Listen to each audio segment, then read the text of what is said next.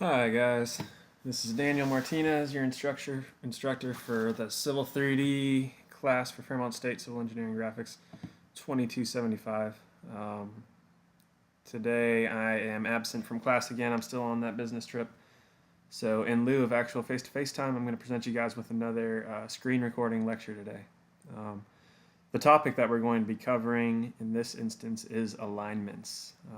Hopefully you guys were able to catch on to the last video that I made for you guys regarding grading objects, in which we created these pads. I believe we had a 100% submission rate on the homework, so great job, guys. Looks like everybody was able to make their pads and do a good job, and I hopefully learned a lot from it. Maybe troubleshooting and whatnot. So I think you guys were able to follow along in that video pretty well. So hopefully we will be able to do the same today. So what I wanted to show you guys and start working on in preparation for our midterm project is road designs. And road designs are fairly complex to do in Civil 3D and just general design. There's a lot of aspects that go into them. In this case, what we're going to talk about today is the very first element that makes up the road, which is the alignment. From the Civil 3D world, a road is made up of essentially four basic elements. You have your alignment, which by definition, the alignment is the route of a road defined by a series of horizontal tangents and curves. So obviously this is my road grading here. If I were to click this line, this center line of the road is my alignment.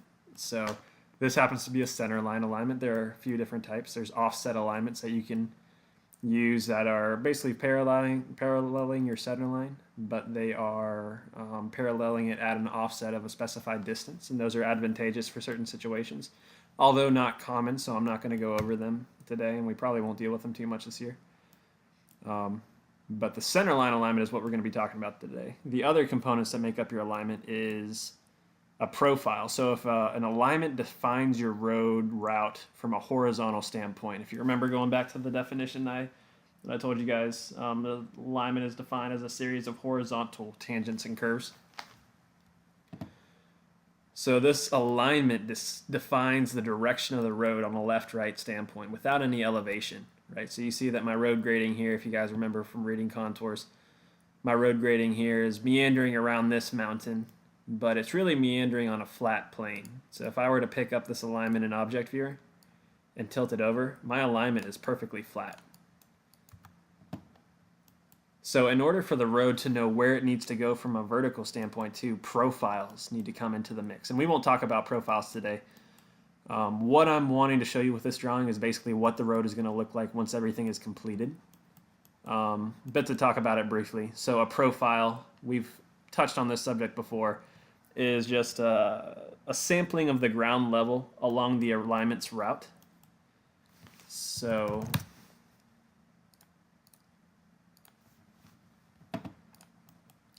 if you'll please follow along with me in the split screen, I'll show you guys how to do this when we talk about profiles. But if you'll notice, when I hover over the profile on the right side of my alignment, on the right side of my screen, this blue line appears, right? So this blue line that appears on the left-hand side that follows my road shows me where I'm hovering on my profile. So if you look at our contour situation here, we have a county road or something like that our road kind of veers off from, and then it goes down through a valley and a floodplain and starts to climb this mountain. And we can see that referenced in our profile. So our profile, we see we have the county road here at an elevated standpoint. This little blue line here is a sampling of the existing ground.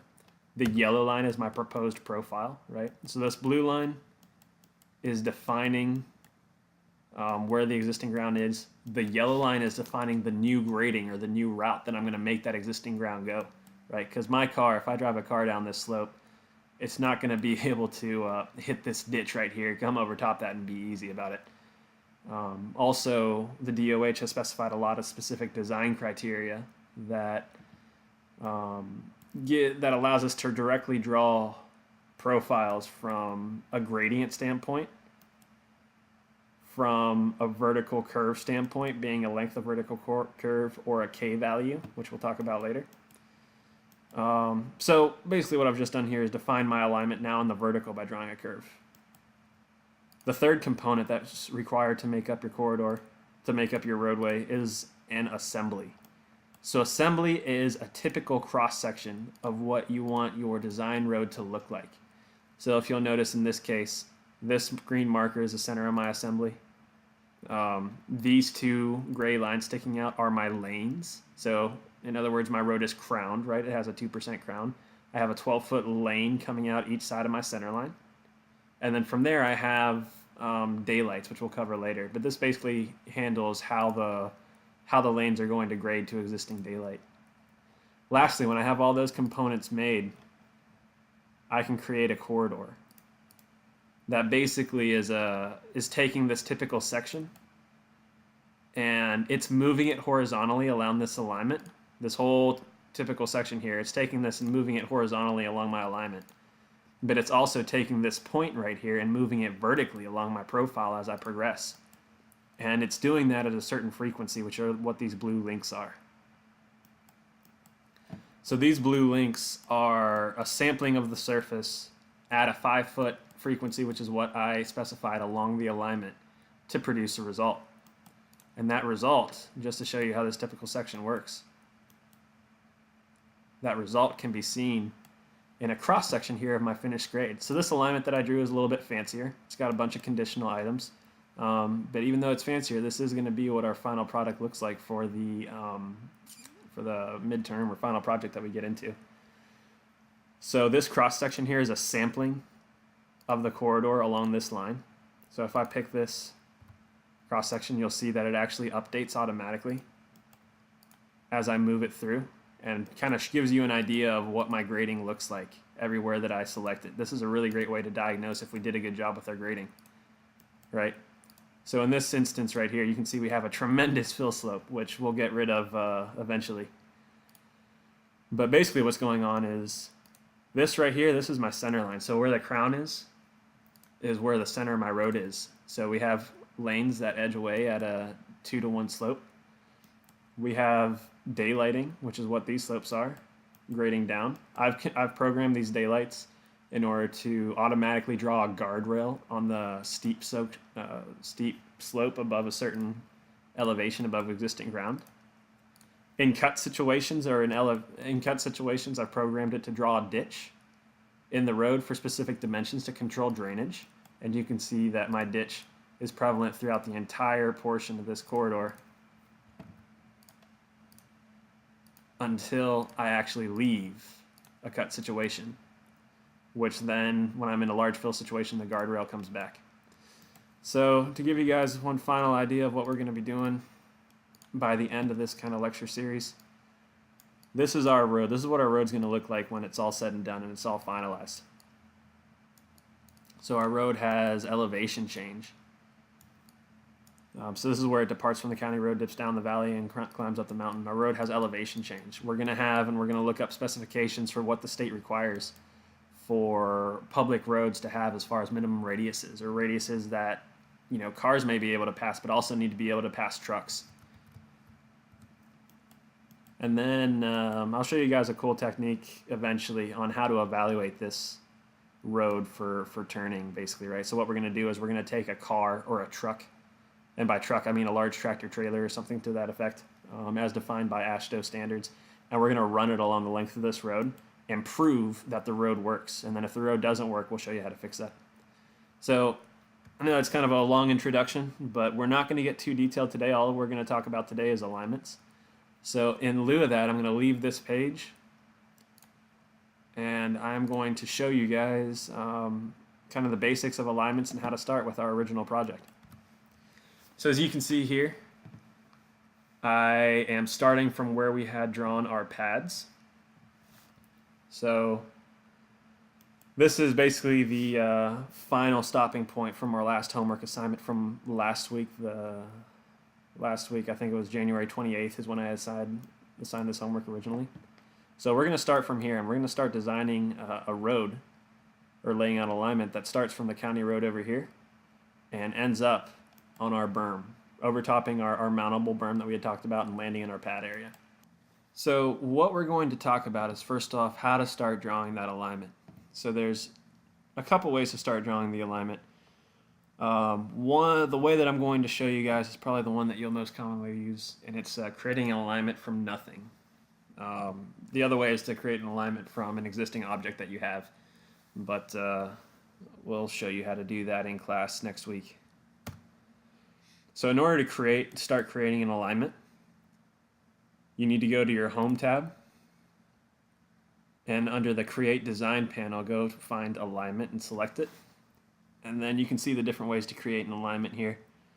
What we're going to worry ourselves with is alignment creation tools. Selecting this method will allow us to draw an alignment vertex by vertex from scratch. So in this case, I'm going to name my alignment.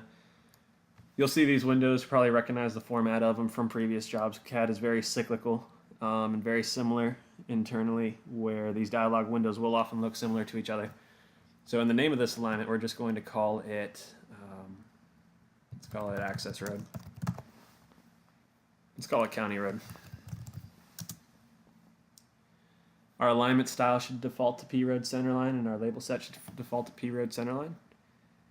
And because we never like to start stations on alignments at 0 in case we have to go back stations, we're going to go ahead and start this alignment at station 10 plus 0, 0. And hit OK. And when you do this, nothing will pop up except for this window. So this window is a toolbar that allows you to continue to proceed to generate your alignment from there. So these windows are similar to our grading panel that we discussed last week. You work from left to right on them. If you wish to start drawing your alignment out, you can just select this window. But before we do that, go ahead and pull the drop down. In the drop down, we have 3 options. You can draw alignments by straight line method. So in alignment language, we talk about tangents and we talk about curves. Tangents are the straight sections between curves, whereas curves are the, I'm trying to think of a technical way to say it, but curves are basically the filleting of a deflection angle between tangents, right? So if we draw something that is tangent, tangent, no curves, what that's going to do is we're going to draw our alignment, and it'll have hard corners. It won't have any smooth transitions here, which is very impractical for our type of design. So I am going to delete those PIs out.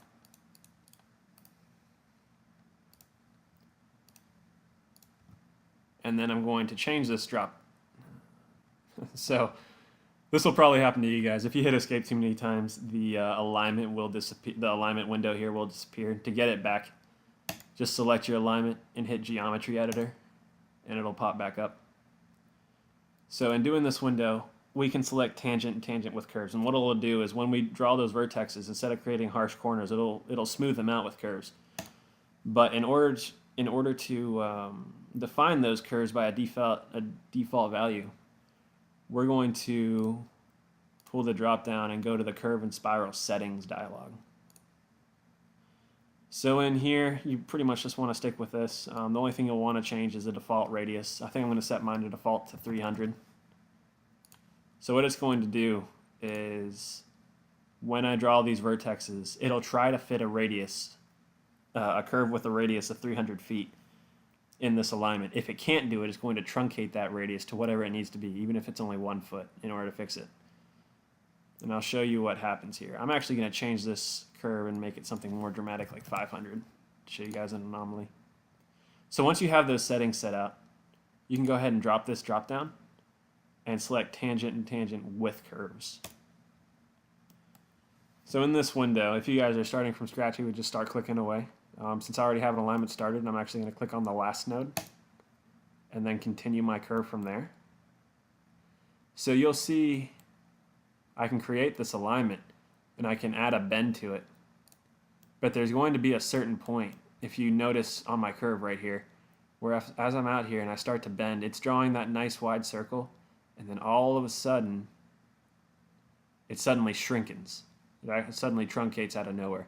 And what's happening is that it can't physically fit a 500-foot radius in this curve without intruding upon the backstation curve.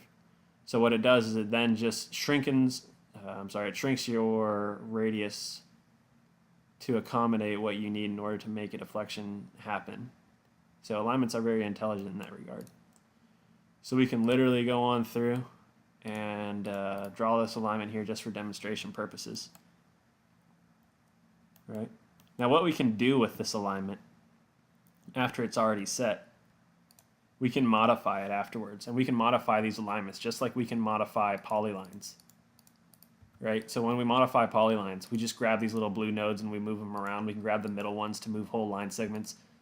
We can grab the ends just to move their rotation angles around. Same can be said for alignments. So when we move an alignment, I can grab it by the middle of a tangent and I can adjust these curves, and you'll see that the curves will automatically adjust on the fly. If I move the tangents beyond a certain tolerance, it's not going to allow me to move beyond a certain tolerance because I'm going to intrude on my polylines. And I'm going to, not my polylines, I'm sorry, my curves. So it'll kind of act as a fail-safe to make sure I don't break any rules when it comes to laying these alignments out. I can also grab these by the point of intersections and move individual curves. I can take these endpoints and I can make my curves longer. I can make my curves much shorter. So there's a lot of different things that you can do just by playing with these curves. So now that you guys have kind of seen how to lay one out, what we're going to do is we're going to do it again, but we're going to do it intelligently. So what I've done is I've just deleted that alignment. And you'll notice I no longer have that alignment appear in my tool space. That is an old alignment. Okay, I'm sorry, that's my profile view alignment here. But the alignment county route is no longer appearing in my tool space. So what I'm going to do is I want to connect an access road from my county route up here somewhere to my pad. And in doing that, I know I'm going to have a pretty sharp drop in gradient, and then I'm going to have to cross the floodplain and then rise back up this hill and connect to my pad. So in order to kind of lessen the blow, I don't want to start my alignment over here where there's a really large drop, really large and steep drop in the road. So if I hover over this, is at 1096 elevation. If I hover over this, it's at 1033.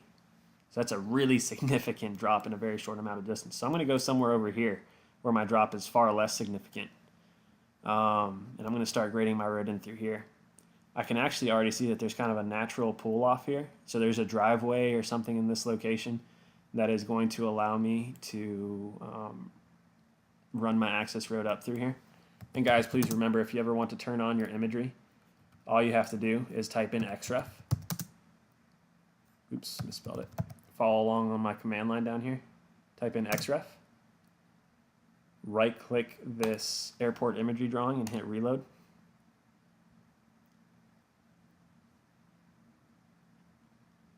And if it shows up over top of your drawing, you're going to have to just select the edge of it. Right click, hit display order, and hit send to back. So we can see this driveway right here. It's kind of a natural pull off already. So it looks like there's an existing access road. So just to make life easier on ourselves, I think I'm going to try to utilize this existing access road that runs up through here and into the pad area. So I'm going to unload my imagery now. And we're going to go back to this tutorial. I'm going to try to not make this too long today, guys. I apologize if I get a little long-winded with my explanations. But to start working through this, I think I'm going to go ahead and come off this road at a T intersection. I'm not going to try to slope it away. So to do that, I go to draw my alignment, I go to Alignment and Alignment Creation Tools. If you don't have this, it's right here on the Home tab. So click here first and then go to Alignment and Alignment Creation Tools. I'm going to call this County Road. All these are good to go. I'm going to start my alignment at station 10 plus 00. I'm going to hit OK. This little dialog pops up. I want to add, instead of 500-foot curves, I want to add 200-foot curves now, which I think is what it should default to. So I'm going to hit OK. Now, since I changed my settings here already, I know that I'm good to draw my alignment tangent to tangent with curves. So what it's asking me to do now is to specify a start point. So the quick and easy way to do this is to just probably come somewhere in about halfway between. You want to tie in at the center line of the county road and then come out. And what you guys are drawing is not the lines themselves, but the tangents of the lines, right? So after I draw this, it's going to create my circle. It's going to create my radius that it's going to try to work with. So I'm going to try to follow this access road up this hill. So in doing this, I'm going to come this way a touch. And then I'm going to come this way a touch. Notice my radius is much smaller because this radius is so large it can't accommodate this radius. So I'm going to come up this way and just kind of trace my way up the access road here.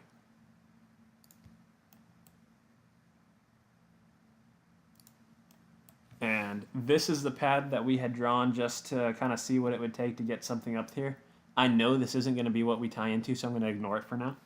In a moment, I'm going to delete it out entirely. And then I'm going to take my pad. I'm going to follow these contours right here.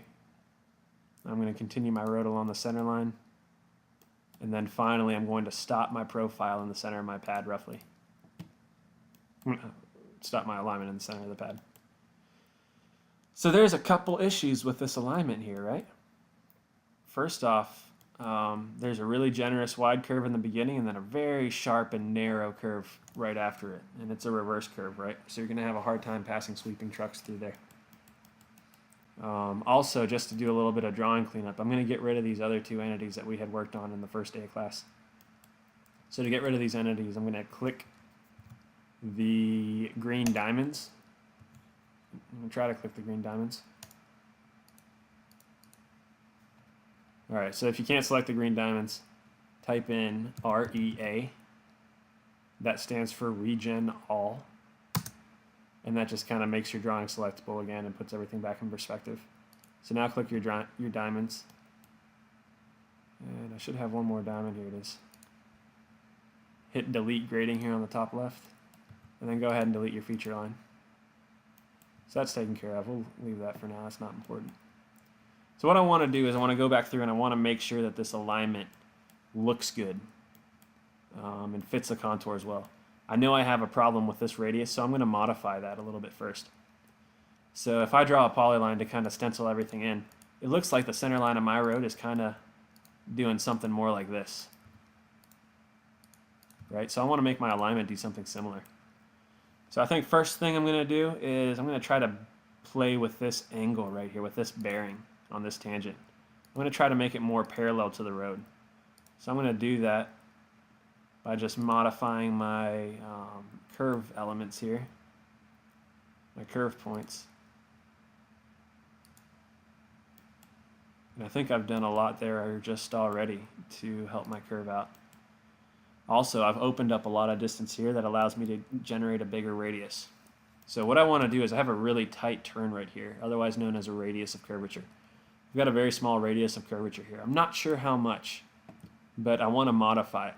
So there's a couple ways I can do that. If I want to just pull it out for conceptual sake, all I'm going to do is I'm going to click on my alignment and click one of these dots. These dots are going to allow me to modify my curve in a number of different ways. So I can stretch them out and bring them in.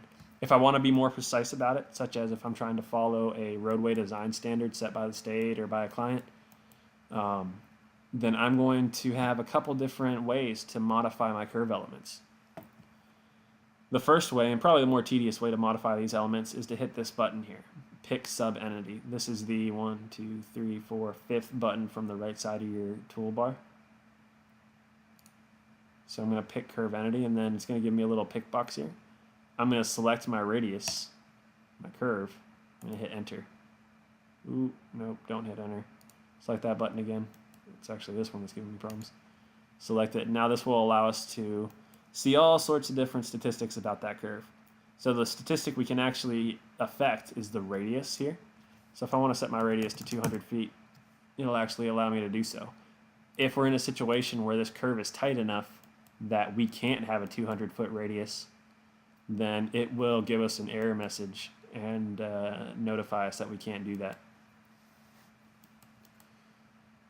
So that's the way to affect individual curves precisely. But I'm kind of a big picture guy, and I don't want to waste my time selecting each curve individually. I want to check and see what kind of radiuses every curve in my road has, just to make sure that I know that the road is falling under spec. So to do that, in my toolbar here still, I'm going to select this button, Alignment Grid View. And this is going to give me a tabular readout of every tangent or line, in other words, and every curve in my drawing. So if I select this curve, it'll highlight everything. So I see that I actually did achieve an access road with curve radiuses, every one of 200 feet. So I was able to achieve what I wanted to do by creating an access road here that had 200-foot curves. So, you know, this passes what the client was going for, so I think he's going to be happy. Our virtual fictional client. And just looking at it, this curve looks like it's pretty nice. It goes up this road pretty nicely, and I kind of like the way it works. So that's basically the layout center line of our county road.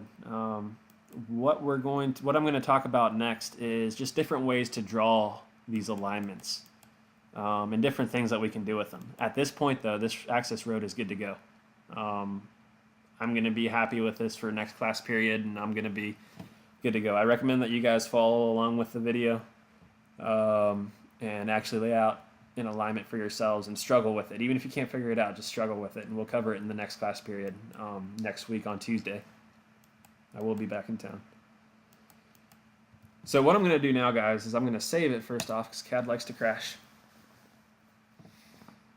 And I'm going to draw a new alignment, right?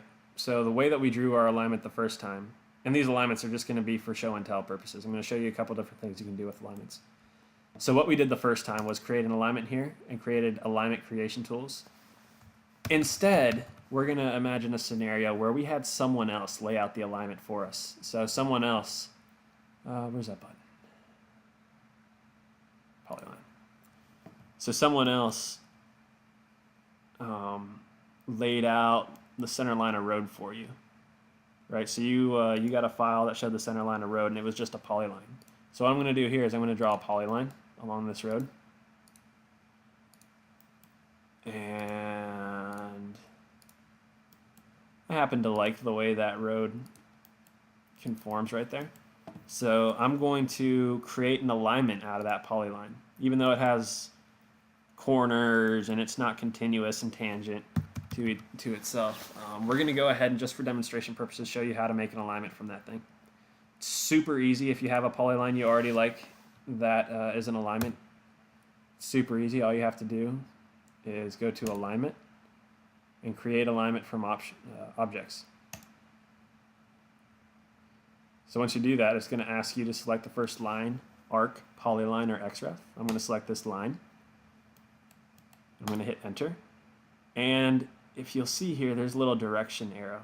What that direction arrow is asking me is what direction do I want the stationing to advance on this road. So it's asking me which way I want my alignment stationing to run.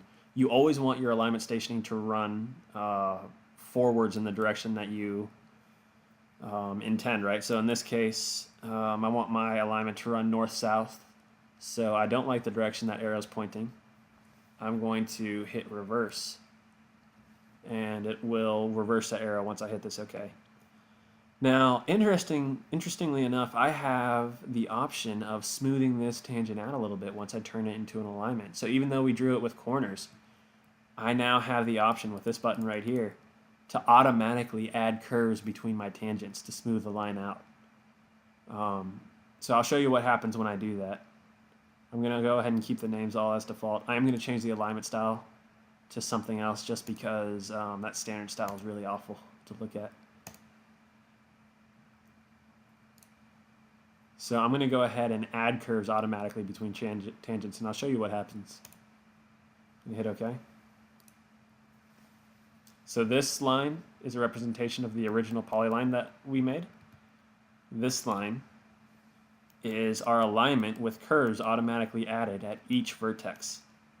Each corner has a curve. Even though this one is very small, it still has a curve on it, as we can see.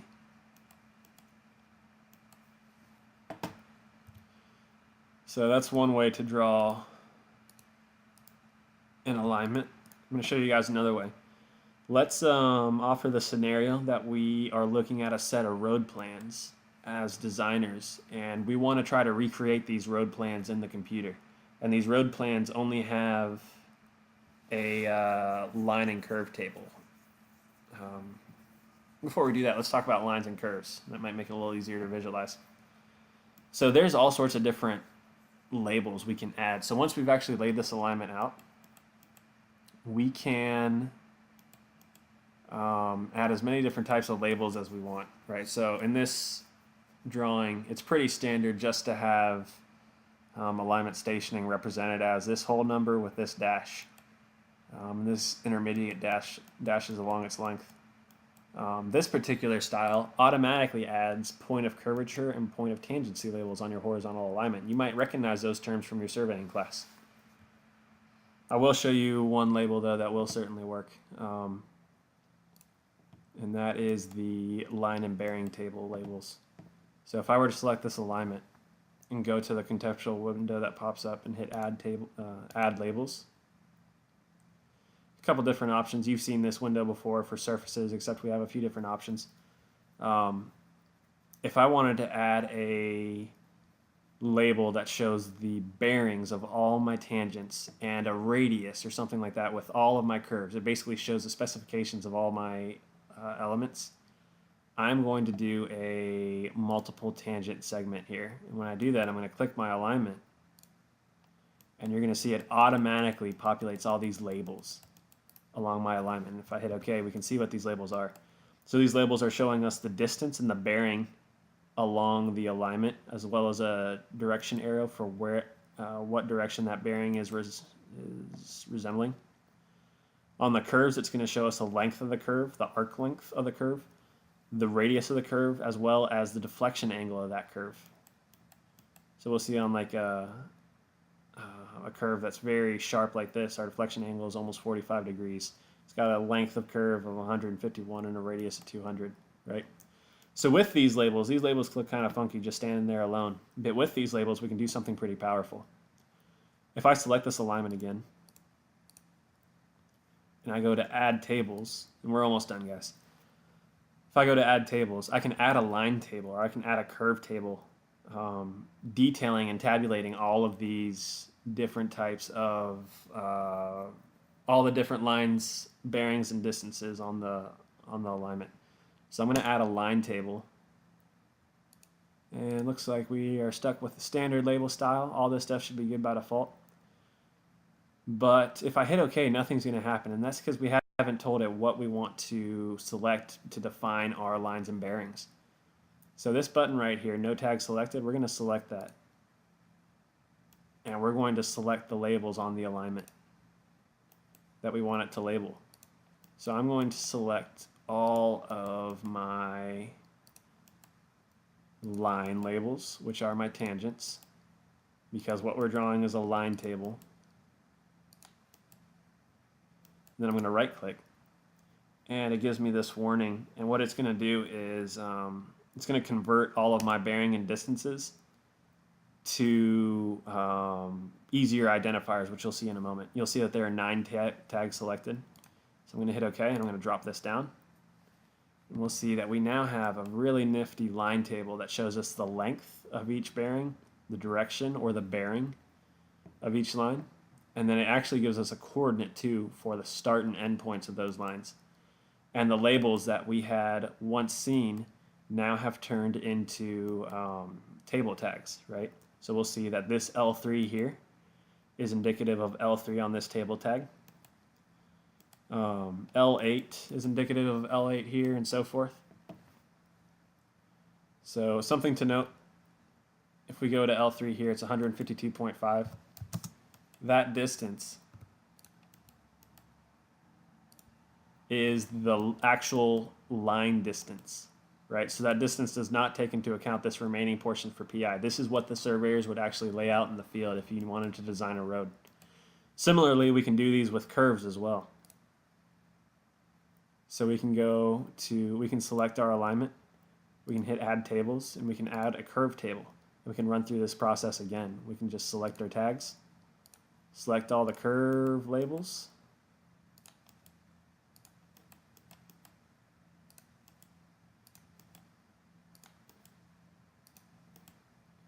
enter, convert them, and hit OK. We can plot that right beneath. We will see that we now have curve tables for all of the curves that we selected. You can see that the curve tags have been added as C identifiers. So C5 goes to L6, L6 goes to C6, and so forth.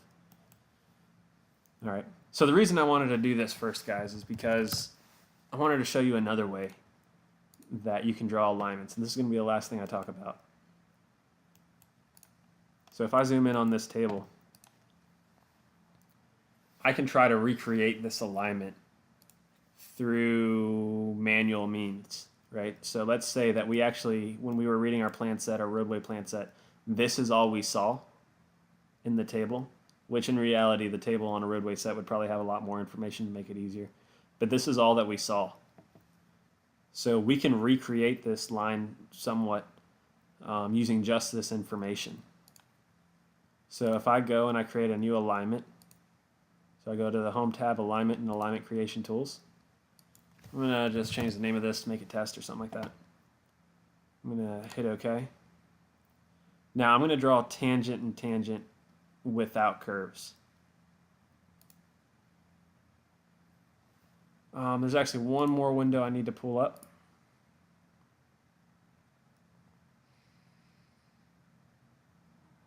So you guys are going to have this turned on by default. You will probably see it in a window vertically stacked on the right side of your screen. But I accidentally turned it off one day and I can't figure out how to put it back there. So for now it's stuck right here.